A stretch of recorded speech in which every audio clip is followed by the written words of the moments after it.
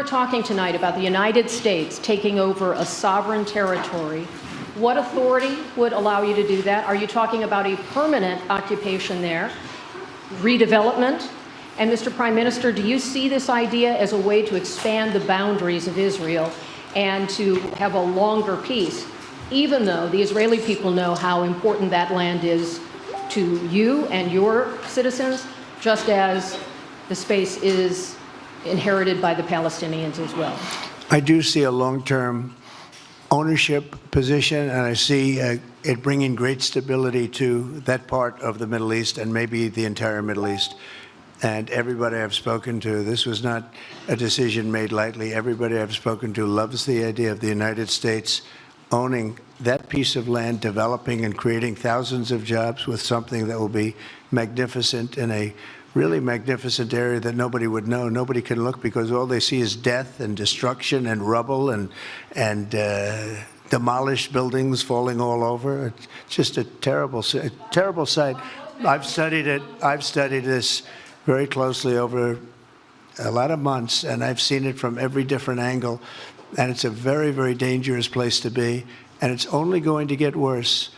And I think this is an idea that's gotten tremendous, and I'm talking about from the highest level of leadership, gotten tremendous praise. And if the United States can help to bring stability and peace in the Middle East, we'll do that. Bibi? I mentioned again tonight our three goals, and the third goal is to make sure that Gaza never poses a threat to Israel again. President Trump is taking it to a much higher level.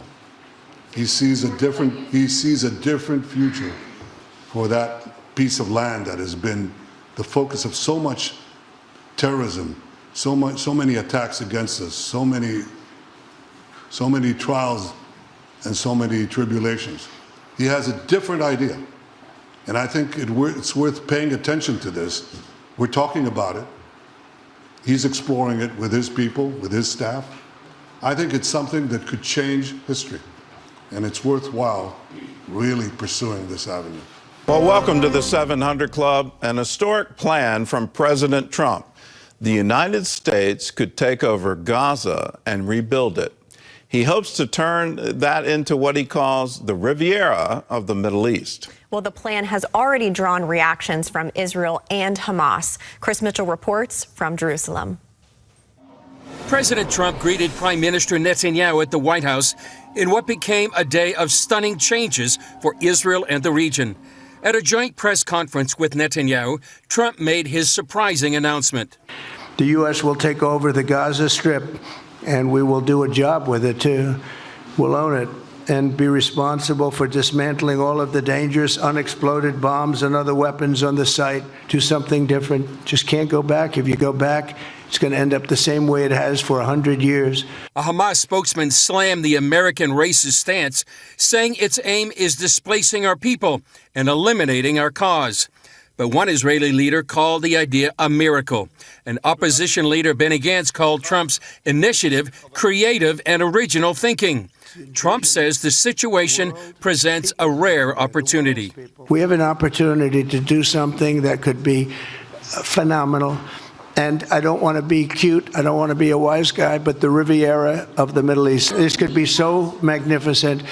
But more importantly than that is the people that have been absolutely destroyed that live there now can live in peace in a much better situation because they're living in hell. Trump also making another important statement, saying he'll make an announcement in 4 weeks about annexing the biblical lands of Judea and Samaria, commonly known as the West Bank.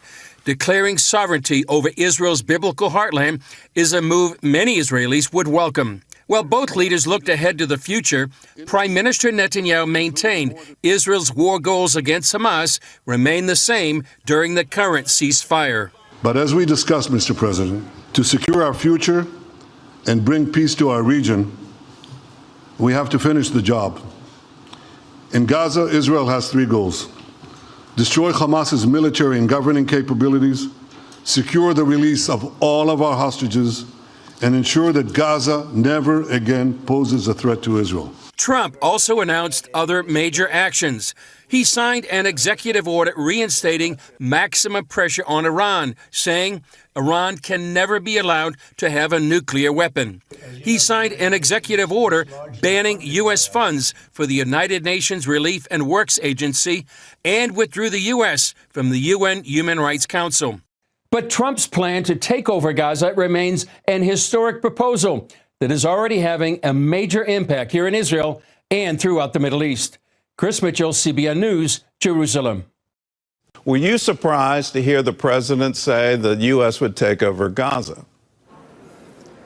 Gordon, to be fully transparent and honest, I was not surprised. In a very candid way, the president sort of telegraphed his evening bombshell message to the world during an Oval Office meeting that he held with reporters yesterday before meeting with Prime Minister Bibi Netanyahu. What he stated was that something had to be done about the Palestinian issue and about Gaza. And at that specific conference with a pool of reporters, he even stated then that we must deal with Hamas, we must deal with Gaza. Gaza is too uninhabitable because of explosive ordinances that have not been exploded and they're still there, buildings that are like rubble that could fall down on people. So he said something has to be done. So when he made his full-throated plan last night, it came as no surprise to me. Yet in the room that was packed with reporters from Israel as well as the United States, you could hear a gasp that he was being that bold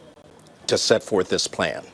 Well, let's just talk about what's going to happen to the Gazans as the rebuilding effort happens. So far, Jordan and Egypt are saying no to some kind of resettlement plan for them. Where are they going to live during the rebuilding? Well, he was asked that question last night. And of course, a lot of his critics are saying, where are you going to put the Palestinian people during this rebuilding? That may take years, Gordon, in order to accomplish, especially if they're going to make it a place where people can be profitable and live in peace. And so we don't know at this particular point in time. He did say that he's still talking to Egypt and Jordan, and he anticipates that with some discussion, they may be a little bit against it now, but he believes that, I suppose, going back to his art of the deal, that he'll be able to persuade them to do something to help the Palestinian people. Going forward, as you know, he'll face a lot of criticism, but he has definitely disrupted diplomatic circles, and he's disrupted the Arab world to start thinking about this. And some people looking at the president are saying that it's out of the box thinking, but it's a fresh idea, it's a bold idea, and just might help bring peace to the Middle East. Well, Kelly, thanks for the insight, and thanks for reporting from the White House.